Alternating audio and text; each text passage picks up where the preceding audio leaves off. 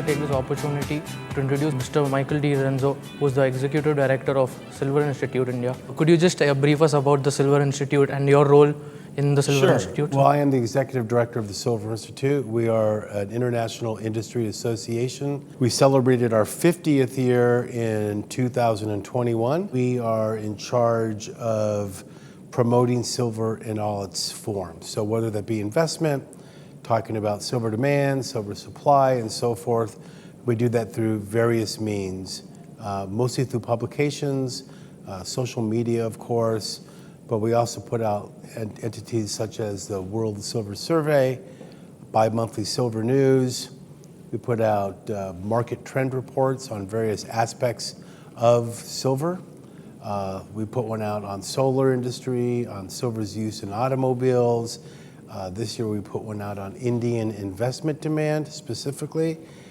Later this year we'll be doing one on factors that determine the silver price. We'll be doing one on a forecast of silver industrial demand going out 5 years. And we'll also be putting out a report on silver's role in clean energy. Your headquarters is in Washington, D.C. That's correct. We've been in D.C. since it was... So could you just brief us a little bit about your day-to-day work and your role in the organization? Sure. Well, I'm the Executive Director. We're a rather small outfit. We only have a few employees. We rely on consultants throughout the world, in China, in North Carolina, in Florida, for example, and they each have specific roles. The day-to-day activities of the Institute are really just managing the program and scheduling the reports and when they're coming out. It's doing interviews such as this. It's speaking at various events throughout the world, like this event here in India, and we're very proud to be here at the inaugural India Silver Conference. We're really glad to have you, sir. Oh, thank you. Could we just know about the role of ESG across the value chain? Our member companies have for decades, if not longer than that, had a strong commitment to environmental safety and other issues surrounding the whole ESG term. Okay, so it's not new to them. Yeah. It's new to many people these days, but it's not new to the mining or refining community. We post all of their sustainability reports on our website.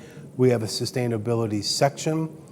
We frequently get called from people about the Institute's and our member companies' commitment to ESG, because we are very passionate about it.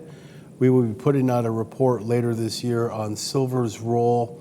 We call it Silver and the Low Carbon Economy, where we're going to talk about silver's small carbon footprint, because it's hard to really quantify what silver's role is in that, because only 30% of it comes from a primary silver mine. Over 70% comes from lead, zinc, copper, and gold mining activities. So we got our handle around it. We have a good firm that came up with some very concrete numbers. Our carbon footprint is small, but we also include case studies in this report. If I might ask, what kind of case studies, sir? Sure, so we're looking at various mining companies, those mining companies that have set carbon emission commitments by certain years, certain timelines. I don't want to speak on behalf of the member companies, but many of them want to be, carbon free within the next 10 to 15 years.